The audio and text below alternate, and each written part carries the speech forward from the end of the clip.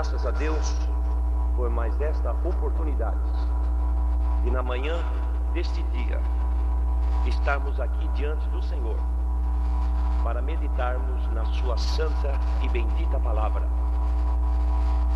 e darmos continuidade ao assunto que estamos abordando: características da igreja primitiva. Meus amados irmãos, como diz o profeta Jeremias, perguntai pelas veredas antigas qual é o bom caminho e andai por elas, e a paz será convosco. Se há uma coisa, irmãos, que tem me preocupado, e eu estou procurando dar uma ênfase sobre esse ponto, pela graça de Deus, estamos pastoreando igrejas há 23 anos. E depois de passar por uma série de experiências, a conclusão que se chega é que existe tantas coisas que se falam, mas que funciona mesmo, que existe confirmação de Deus, é quando a igreja está dentro dos moldes, dentro dos padrões pelos quais andou a igreja primitiva. E se nós queremos realmente causar um impacto neste mundo, nesta última década do século, é necessário que nós entremos pelo mesmo caminho que eles entraram. Ou seja, esta geração, nós precisamos andar nos caminhos que aquela geração andou. Meus amados irmãos, lá no Velho Testamento, o sacerdote, no caso Arão, quando ele foi consagrado para o santo trabalho sacerdotal, ele tinha uma roupa toda especial, na qual ele foi ungido. Porém Deus disse que o filho dele, quando tivesse que ocupar o lugar do pai, deveria colocar a roupa do pai e ser ungido com a roupa do pai.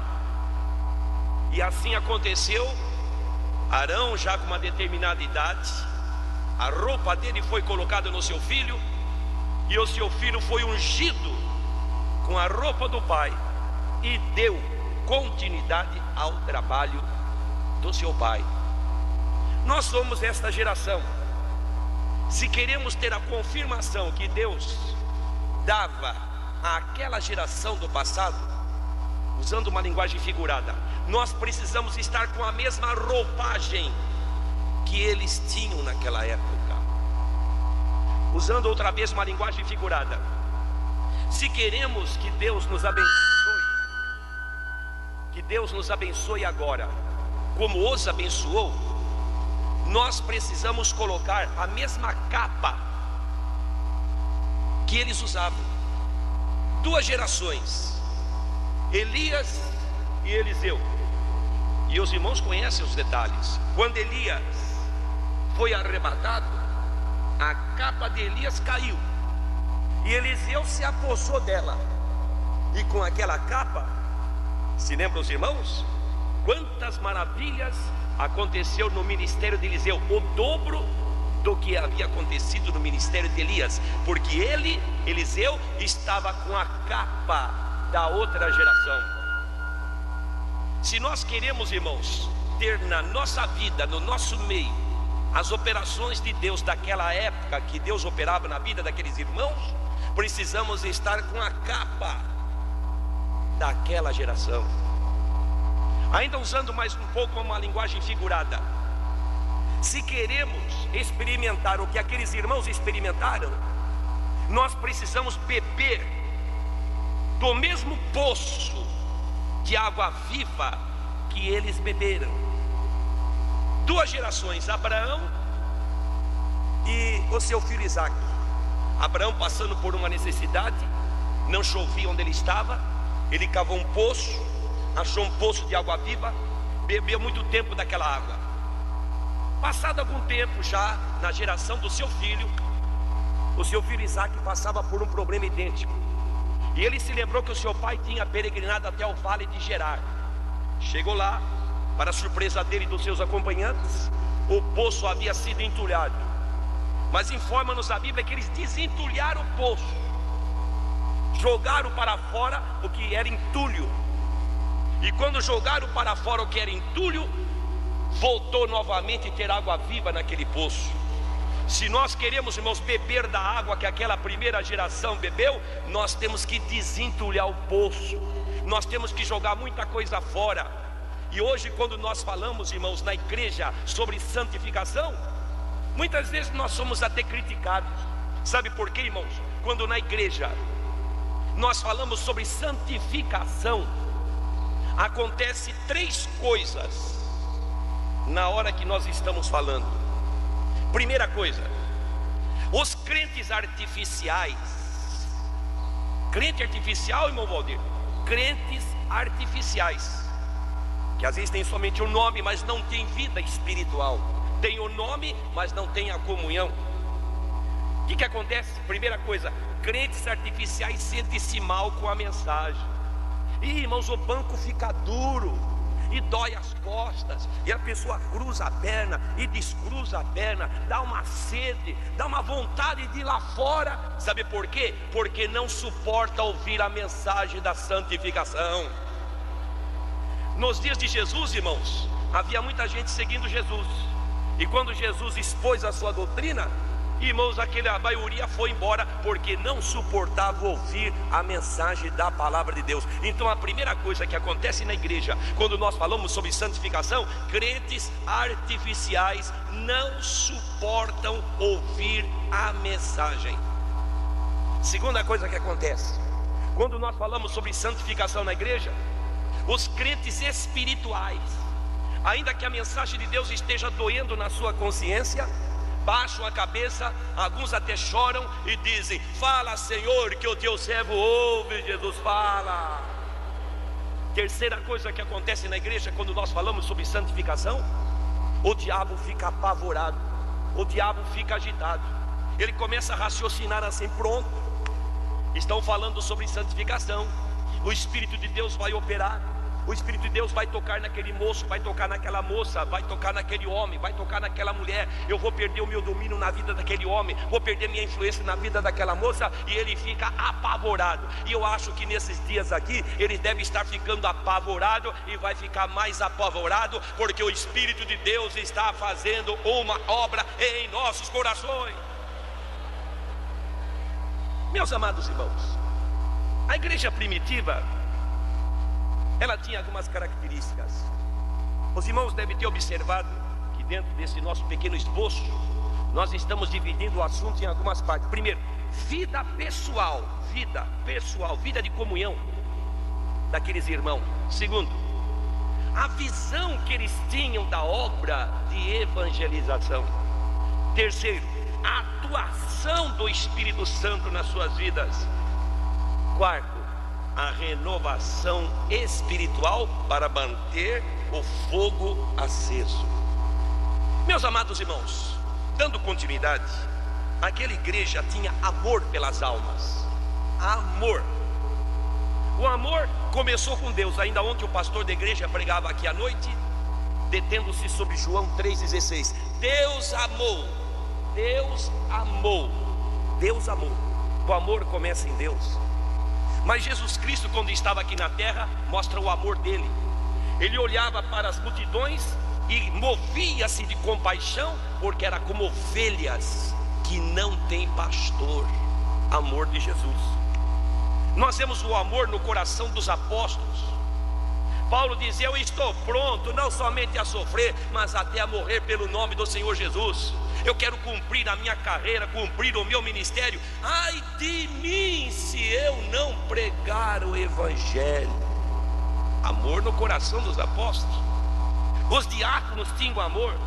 Nós vemos Estevão, nós vemos Felipe pregando a palavra de Deus, levados pelo amor de Deus. Nós vemos a igreja de um modo geral pregando, movida pelo amor. Olha, irmãos, a igreja de Antioquia, uma das maiores igrejas daquela época, não foi fundada por um apóstolo. Como que foi fundada aquela igreja?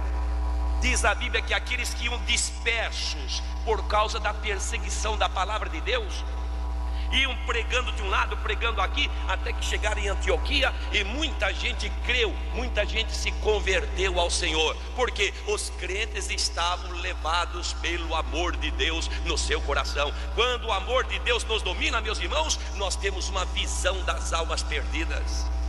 Mas como que era a pregação daqueles irmãos naquela época? A pregação, meus irmãos, não era uma filosofia. A ênfase era o nome de Jesus, Jesus, Jesus, Jesus. Sabe como começou a primeira pregação pentecostal? Vamos ver a primeira pregação pentecostal? Abra no livro de Atos dos Apóstolos. Primeira pregação pentecostal, Atos capítulo 2. Vamos começar com o verso 22. Irmãos, é Pedro que é o pregador. Vamos ver qual é a primeira palavra da pregação? Atos 2, 22. A Jesus Nazareno. Verso 22. Varões israelitas, escutai estas palavras. A Jesus. Qual é a primeira pregação? Jesus. E como que terminou a pregação? Veja o verso 36. Saiba, pois, com certeza toda a casa de Israel, que a esse Jesus, a quem vós crucificastes, Deus o fez Senhor e Cristo. Começou como? Jesus. E terminou como? Cristo. Glória a Deus. Pregação pentecostal, irmãos, pregação daqueles que estão seguindo os moldes da igreja primitiva, é Jesus Cristo, do começo ao fim. Glória seja dada ao nome do Senhor. Mas eles pregavam com coragem, irmãos, com autoridade, com ousadia. Veja como Estevão pregava. Ele estava pregando e lá estava a multidão ali a ouvir. Vós sempre resistis ao Espírito Santo, vocês são como vossos pais. Irmãos, a pregação pentecostal, o pregador, aquele que está testificando, aquele que está falando, ele fala toda a verdade. Gostem, não gostem, aceitem, não aceitem, mas ele fala a mensagem de Deus como ela é. Glórias a Deus.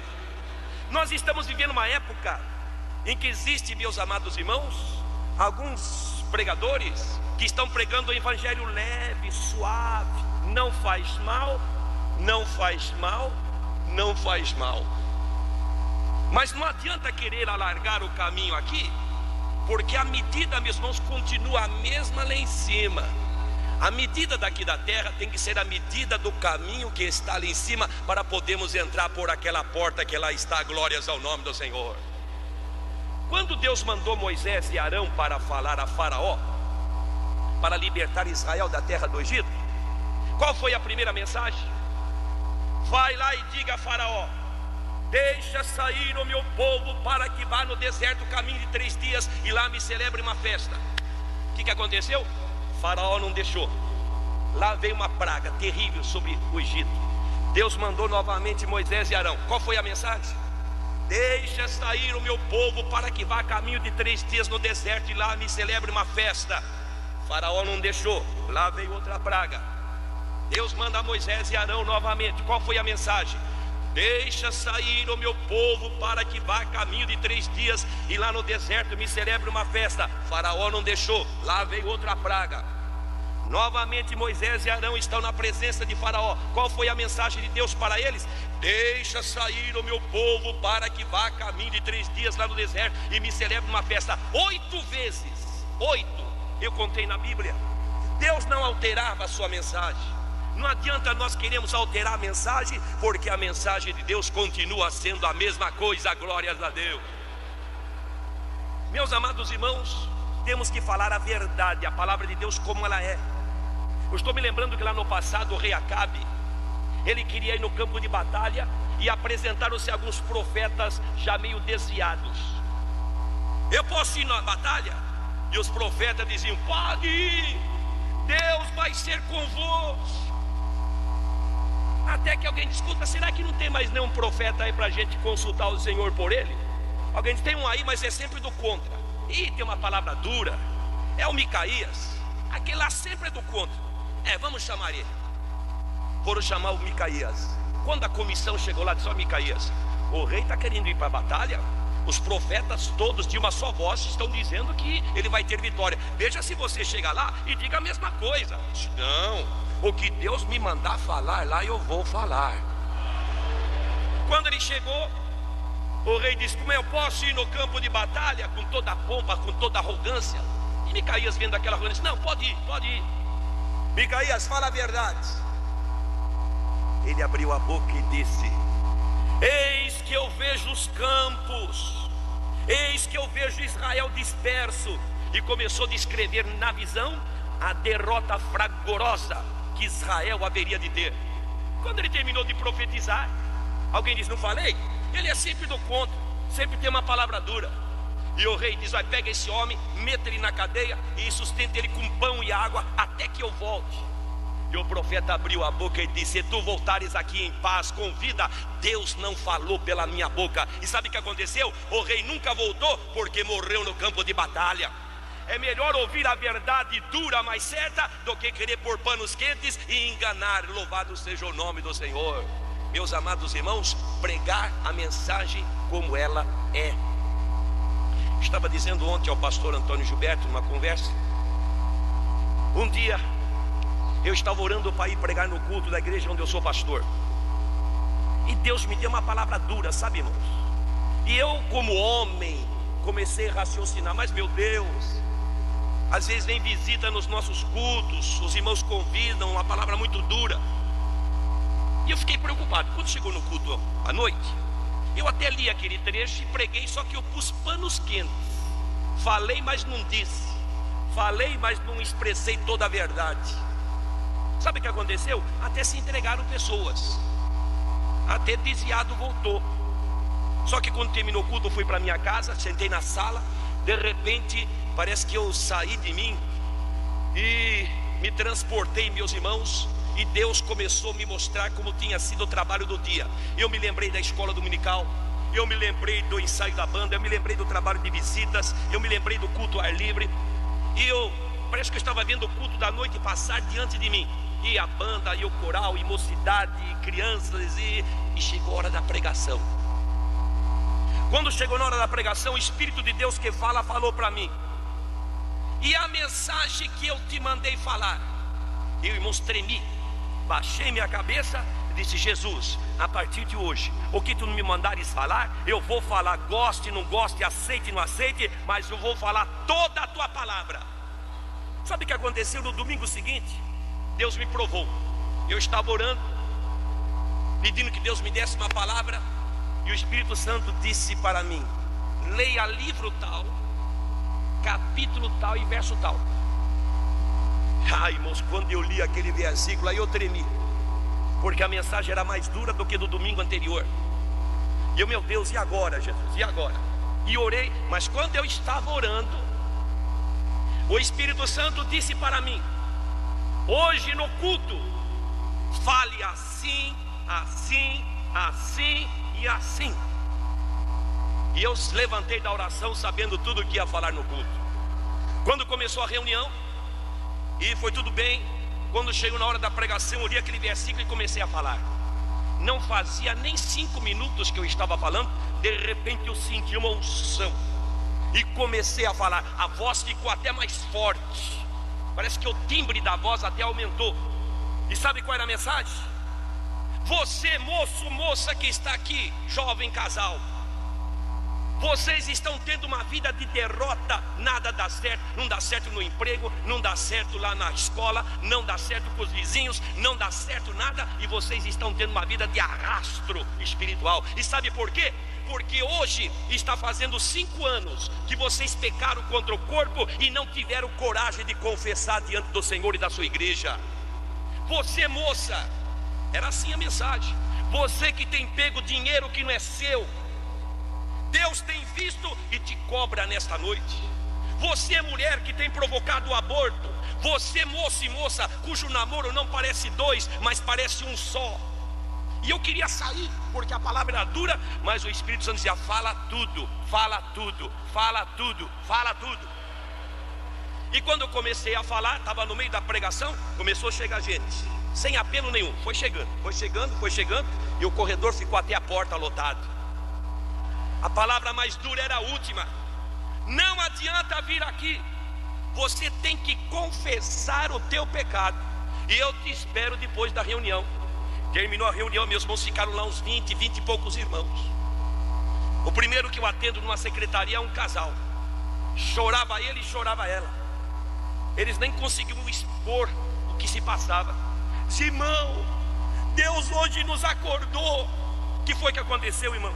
A nossa vida nada dá certo, emprego não dá certo, casa não dá certo, é doença, é tanto problema na nossa casa. E quando o irmão falou no culto que tem um casal cuja vida não dá certo, esse casal somos nós. Hoje, exatamente hoje, está fazendo 5 anos, nós éramos solteiros, nós pecamos contra o corpo, e a partir daquele momento nada deu certo, porque nós não tivemos coragem de confessar. Estamos aqui, irmão, se for necessário exclui, disciplinar, discipline, mas nós queremos ter vitória. Aí chegou a moça, diz: olha, irmão, eu trabalho de caixa numa firma, eu estou manipulando números e estou ficando com parte do dinheiro. Chegou aquela irmã que estava com problema, chegou aquele jovem casal que estava tendo um namoro escandaloso. E sabe o que aconteceu naquela noite? Foi uma noite de salvação de crentes, pois a Bíblia diz que aprove a Deus salvar os crentes pela loucura da pregação. Irmãos, falar a verdade como ela é. João Batista falou a verdade e cortaram o pescoço dele, mas ele falou a verdade. Estevão falou a verdade e apedrejaram ele, mas na hora da morte ele viu os céus abertos e Jesus em pé à mão direita de Deus. Falar a verdade como ela é. Não importa se o doutor fulano, o senhor Beltrano está na igreja. Irmãos, da porta da igreja para fora existem títulos, mas da porta para dentro existem almas necessitadas de ouvir a mensagem de Deus. Glória a Jesus. Irmãos, a igreja pregava com autoridade e com ousadia, mas a igreja tinha crescimento, irmãos. Eles tinham comunhão com Deus, eles tinham graça, eles tinham temor, eles viviam na singeleza, na simplicidade. Eles tinham, meus irmãos, comunhão com os céus. Só podia haver confirmação. Eu disse no primeiro dia que no espaço de mais ou menos 60 anos eles evangelizaram o mundo da época, sem ter os recursos tecnológicos que nós temos nos nossos dias. Se os irmãos quiserem acompanhar como crescia aquela igreja, vamos ver alguma coisa. Eu disse nas minhas palavras introdutórias na quarta-feira que quando eu leio o livro de Atos dos Apóstolos, eu não sei se acontece com os irmãos, comigo acontece. Eu fico envergonhado, mas Jesus, por que não acontece nos nossos dias aquilo que acontecia naquela época? O que é que está acontecendo? Vamos ver qual era o crescimento da igreja? Abra sua Bíblia. Nós vamos ler rapidamente porque queremos dar um avanço nesta manhã. Bem, antes de ler um trecho da Bíblia, se lembra os irmãos que o grupo era pequeno. Quantos eram? Vamos ver Atos capítulo 1, verso 15. E naqueles dias, levantando-se Pedro no meio dos discípulos, ora a multidão junta era de quase 120. Bom, a igreja começou com quase 120. Fixe esse número na sua mente. Vamos agora dar início. Vamos para o capítulo 2, verso 41. De sorte que foram batizados que de bom grado receberam a sua palavra, e naquele dia agregaram-se quase 3.000. Bom, já tinha quase 120, agora quase 3.000, então quase 3.120. Continuemos, capítulo 2, o verso 47. Louvando a Deus e caindo na graça de todo o povo, e note bem, e todos os dias acrescentava o Senhor à igreja aqueles que haviam de se salvar. Capítulo 4, verso 4. Muitos, porém, dos que ouviam a palavra creram, e chegou o número desses homens a quase 5.000. Capítulo 5, verso 14. E a multidão dos que criam no Senhor, tanto homens como mulheres, crescia cada vez mais. Capítulo 5, verso 28. Não vos admoestamos nós expressamente que não ensinasses nesse nome? E eis que enchestes Jerusalém dessa vossa doutrina, e quereis lançar sobre nós o sangue deste homem. Capítulo 6, verso 1. Ora, naqueles dias, crescendo o número dos discípulos, estava crescendo, irmão, não parava de crescer. Capítulo de número 6, verso 7. E crescia a palavra de Deus, e em Jerusalém se multiplicava muito o número dos discípulos, e grande parte dos sacerdotes obedecia à fé. Capítulo 8, verso 4. Mas os que andavam dispersos iam por toda parte anunciando a palavra, e descendo Felipe à cidade de Samaria, lhes pregava a Cristo. O evangelho já está entrando em Samaria agora. No capítulo 9, versículo 31, diz assim: assim, pois, as igrejas de toda a Judeia e Galileia e Samaria tinham paz, e eram edificadas, e se multiplicavam. Ainda no capítulo 9, verso 35. E viram-no todos os que habitavam em Lida e Sarona, os quais se converteram ao Senhor. Cidade de Lida e Sarona totalmente evangelizada. No capítulo 9, verso 42. E isto foi notório por toda Jope, e muitos creram no Senhor. Jope foi evangelizada. No capítulo 11, versículo 19, diz assim: e os que foram dispersos pela perseguição que sucedeu por causa de Estevão, caminharam até a Fenícia, Chipre e Antioquia, não anunciando a ninguém a palavra, senão somente os judeus. E havia entre eles alguns varões chíprios e sirinenses, os quais, entrando em Antioquia, falaram aos gregos, anunciando o Senhor Jesus, e a mão do Senhor era com eles, e grande número se creu e se converteu ao Senhor. Verso 24. Porque era homem de bem, cheio do Espírito Santo e de fé, e muita gente se uniu ao Senhor. Capítulo 12, verso 24. E a palavra de Deus crescia e se multiplicava. Capítulo 14, versículo 1 diz assim: e aconteceu que em Icônio entraram juntos na sinagoga dos judeus, e falaram de tal modo que creu uma grande multidão, não somente de judeus, mas de gregos. Capítulo 16, versículo 5. De sorte que as igrejas eram confirmadas na fé, e cada dia cresciam em número. Capítulo 17, versículo 4. E alguns deles creram e ajuntaram-se com Paulo e Silas, e também uma grande multidão de gregos religiosos, e não poucas mulheres principais. Versículo 12 do capítulo 17. De sorte que creram muitos deles, e também mulheres gregas da classe nobre, e não poucos varões. Capítulo 18, versículo 10.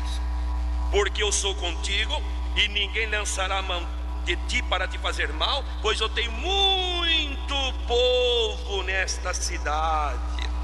Capítulo 19, versículo 10. E durou isso por espaço de 2 anos, de tal maneira que todos os que habitavam na Ásia ouviram a palavra do Senhor Jesus, assim judeus como gregos. E finalmente capítulo 21, versículo 20, que diz assim: e ouvindo eles, glorificaram o Senhor e disseram: bem vês, irmãos, quantos milhares de judeus há que creram. Irmãos, milhares, multidão, crescia, multiplicava todo dia. A igreja ia crescendo, crescendo, crescendo, crescendo, crescendo. Irmãos, glória a Deus. Para dar o impacto da igreja no final do século 20, tem que ser uma igreja que vai crescendo, crescendo, crescendo, crescendo, crescendo, multiplicando, multiplicando, multiplicando, multiplicando. Multiplicar, irmãos, é pegar um número e multiplicar pelo menos por 2. A igreja tem quanto? 1000 membros. Ela vai se multiplicar. Multiplica por 2, dá 4000. Pelo menos 2. Pelo menos 2, é o dobro. todos os dias, todos os dias, todos os dias, todos os dias, todos os dias. Irmãos, aquela igreja crescia, porque ela tinha, os crentes tinham uma vida pessoal de comunhão com Deus. Eles tinham uma vida onde Deus podia trabalhar nelas. Meus amados irmãos, e por que tudo isso? Entramos agora no capítulo 3 da nossa meditação. Porque eles eram cheios do Espírito Santo, irmão. Cheios do Espírito Santo. Olha, irmãos, o que me maravilha no livro de Atos dos Apóstolos, já que esse é o nosso tema, a nossa meditação, é uma expressão: todos eram cheios do Espírito Santo. Vamos recapitular? No capítulo 2 de Atos, dia de Pentecostes, estavam sentados, de repente veio do céu um som veemente e impetuoso, encheu o lugar em que estavam assentados, e línguas repartidas como que de fogo pousaram sobre cada um deles, e começaram a falar noutras línguas, conforme o Espírito Santo lhes concedia que falasse. Todos foram cheios do Espírito Santo. Vamos ver o livro de Atos, já que o livro de Atos é a nossa meditação. Capítulo 2, todos foram cheios do Espírito Santo. Capítulo 3, Pedro e João estão subindo as escadarias do templo, cheio do Espírito Santo, e até o coxo, em nome de Jesus, se levantou e foi curado. No capítulo 4 diz a Bíblia que a igreja estava sendo perseguida, e eles, os irmãos, resolveram orar em determinado lugar. E a oração foi tão poderosa, irmãos, diz a Bíblia, que até tremeu o lugar, e todos foram cheios do Espírito Santo. No capítulo 5, o irmão Pedro está dirigindo o culto, cheio do Espírito Santo, e Ananias e Safira, por tentarem mentir a Deus, caíram mortos diante do Senhor. No capítulo 6, diz a Bíblia, os diáconos estavam cheios do Espírito Santo. No capítulo 7, Estevão está pregando, cheio do Espírito Santo. No capítulo 8, a cidade de Samaria ficou cheia do Espírito Santo com a descida de Pedro e João naquela cidade. No capítulo 9, Paulo foi cheio do Espírito Santo. No capítulo 10, na casa de Cornélio, Pedro está pregando. E quando ele, Pedro, chegou no auge da mensagem do Evangelho, quando disse: a Jesus dão testemunho todos os profetas, de que todos os que nele creem receberão perdão dos pecados pelo seu nome, diz a Bíblia, e dizendo Pedro estas palavras, caiu o Espírito Santo sobre todos os que ouviram a palavra, e todos foram cheios do Espírito Santo.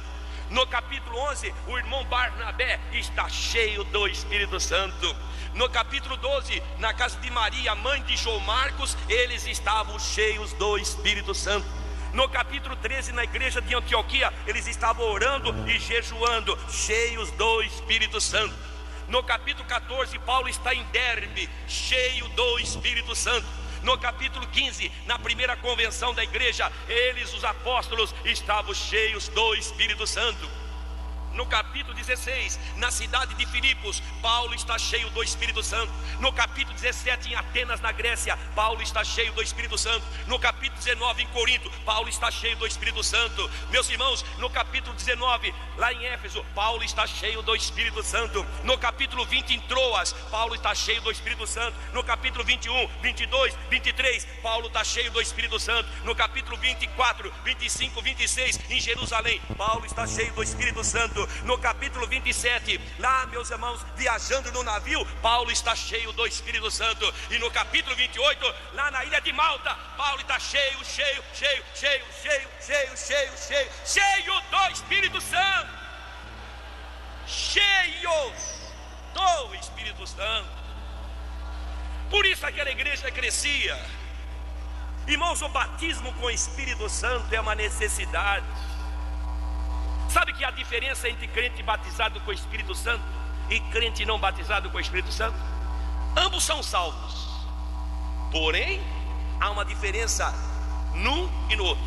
Deixa eu ver se uso alguma ilustração, e as irmãs talvez entendam melhor essa ilustração. Lá no fogão, lá da sua casa, quando você quer esquentar água, você enche de água na chaleira ou qualquer vasilha e coloca no fogo. Aí tem o botão.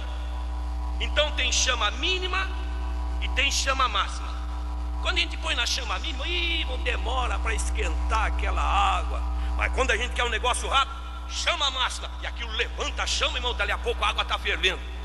Irmãos, Deus quer que cada crente tenha a chama máxima, a chama do Espírito Santo. Glória seja dada ao maravilhoso nome do Senhor. Irmãos, há uma diferença entre uma lâmpada de 40 velas e uma lâmpada de 400 velas. Olha, a linha de força é a mesma, o bocal é o mesmo, só que uma lâmpada você põe lá e, irmãos, quase não clareia nada. Mas quando põe uma lâmpada de 400 velas, ela logo brilha. Irmãos, Deus quer que nós sejamos uma lâmpada, glória a Deus, cheio do poder de Deus, aleluia, glórias ao Senhor. Irmãos, trabalhar sem o poder de Deus é trabalhar e não render nada. Hoje nós fazemos tantas coisas, e quando a gente espreme, o que sobrou? Sobrou uma coisinha de nada. Sabe que eu costumo medir congressos, confraternizações, encontros, pois eu tenho tido oportunidade já por 28 anos estar andando nesse tipo de trabalho. Eu costumo medir não pelo que acontece no congresso, naqueles dias, mas pelo que acontece depois.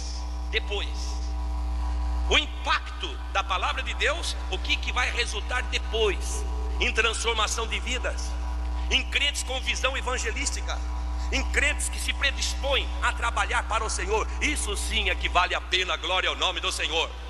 Meus amados irmãos, trabalhar sem o poder de Deus é trabalhar de noite. Não entendi, dirá alguém, eu vou explicar. Os discípulos estavam trabalhando a noite inteira, não apanhava coisa nenhuma, irmãos. E põe lá o anzol, a rede, não vem peixe nenhum. E o dia amanheceu, mas eles estão de olhos fundos, cansados, desapontados. E Jesus chegou de manhã, viu que não tinha nada apanhado, e disse: lançai as vossas redes para cá, aqui nessa direção. Mestre, nós trabalhamos a noite inteira, não apanhamos coisa alguma, mas de acordo com a tua palavra, agora nós vamos lançar a rede. E diz a Bíblia que lançar a rede, irmãos, era tanto peixe que eles nem davam conta de puxar a rede. Começaram a chamar os seus companheiros de profissão: fulano, Beltrano, vem cá, vem ajudar, vem participar. Irmãos, quando nós trabalhamos de acordo com a palavra, cheio do Espírito Santo, a pescaria é muito grande. Mas infelizmente em alguns lugares o povo está trabalhando de noite, trabalha e faz investimento, quando espreme não apanhou coisa nenhuma. Na verdade, deixa-me dizer uma coisa: algumas igrejas nem crescendo estão repondo crentes. Se você não entendeu bem, eu vou lhe explicar. O que é repor? Se começarmos a desconsiderar dos nossos relatórios pessoas que já nasceram no lar evangélico, pai e mãe crente, e cresceram na escola dominical, desconsidera isso. Desconsidera cartas de mudança, põe de lado. Tire da relação as pessoas que desviam. Tire da relação as pessoas que falecem. Irmão, nós vamos chegar à triste conclusão que algumas igrejas sai 5, entra 5, sai 4, entra 4, sai 8, entra 8. Infelizmente em algumas sai 8, entra 6, sai 5, entra 3. Algumas igrejas até diminuindo estão.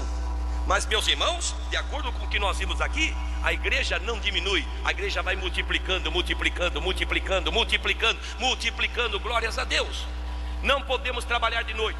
Irmãos, trabalhar sem o poder de Deus é trabalhar com o ferro sem corte, o machado sem corte.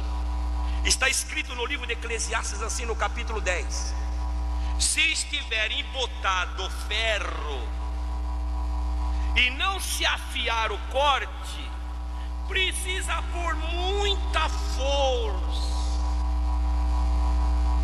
Já trabalhou com machado?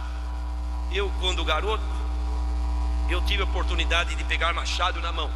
Se ele estiver cheio de dentes, estiver enferrujado, você pega o machado, quando você bate assim, parece borracha. Ele bate na árvore e volta. Porque, irmãos, não tem corte. Irmãos, e quantos que estão trabalhando assim, sem o poder de Deus, trabalha e faz tanta coisa e corre para lá, corre para cá, não rende nada. Eu fico até pensando que um dia os discípulos estavam trabalhando sem poder. E diz a Bíblia, meus irmãos, que eles iam e viam e não tinha nem tempo de comer. E Jesus olhou, vão para lá, vem para cá, não tem nem tempo de comer. Jesus parou de dizer, estavam faltando alguma coisa para eles. Vem cá vocês, vamos a um lugar à parte. Como que dizendo, eu tenho que vos ensinar alguma coisa. Irmãos, que Deus nos ajude para que nós pegamos um machado, colocar meus irmãos na presença de Deus, e o Espírito Santo vem como um esmeril e começa a tirar ferrugem, começa a tirar aqueles dentes, irmãos, começa a afiar o machado. Dali a pouco o crente começa a trabalhar, irmãos, e começa a render, e Deus começa a salvar, e Ele começa a confirmar na sua palavra, porque o ferro está afiado. Glórias a Deus. Deus quer trabalhar, Deus quer fazer uma obra, mas Ele está esperando crentes que estejam afiados na sua presença para que Ele possa usar. E alguns, meus amados irmãos, não somente o ferro está enferrujado, cheio de dentes, alguns até o ferro já foi embora, estão somente com o cabo. Lembra daquele moço, uma reunião de jovens, e o moço está ali trabalhando com o machado na mão. Estavam derrubando árvores para transformar aquilo em toras, finalmente em tábuas, e fazer uma cabana para o filho dos profetas. E o rapaz que eu me refiro estava com o machado na mão, está batendo. De repente, quando ele bate, ficou com o cabo na mão, porque o ferro escapou e caiu lá no Rio Jordão. Aí o rapaz diz, era emprestado. Sabe o que me admira na biografia desse rapaz? Sinceridade. Primeiro, ele diz, era emprestado. O que é que você tem que não é emprestado? Eu tenho uma voz maravilhosa para cantar. Emprestada. Eu tenho um talento para tocar. Emprestado. Eu tenho um talento para pregar. Emprestado. Eu tenho meu carro, tenho minha casa. Emprestado. O que é que você trouxe para este mundo quando você veio? Nada. O que é que você vai levar? Nada. Então você, o que nós temos é emprestado, porque toda boa dádiva, todo dom perfeito vem lá do céu. Glórias a Deus. Mas o rapaz foi sincero. Eu perdi. Irmãos, quantos que já perderam o ferro da atuação do Espírito de Deus na sua vida e não atentaram para o detalhe que estão somente com o cabo na mão? Olha, irmão, o cabo não resolve nada. Não adianta ficar com o cabo na mão. Você vai pregar, irmãos, ninguém vai aceitar, você não vai ter confirmação nenhuma, o trabalho não vai render. O que você tem que fazer? É melhor parar e dizer, Senhor, eu perdi a atuação do teu Espírito. Senhor, eu quero ter renovação. Senhor, manifesta-se na minha vida. E sabe o que Jesus vai fazer? Ele vai perguntar, meu servo e minha serva, onde foi que você perdeu o ferro? Aquele rapaz foi sincero e disse, eu perdi ali, foi ali no Rio Jordão, caiu ali naquele lugar. E às vezes nós temos que dizer, Senhor, foi naquele negócio errado que eu perdi, Jesus. Sabe, Jesus, eu não devia estar lendo aquelas leituras que crente não deve ler. Depois que eu comecei a ler aqueles negócios, não sei o que aconteceu, Jesus, não senti mais a atuação do teu Espírito na minha vida.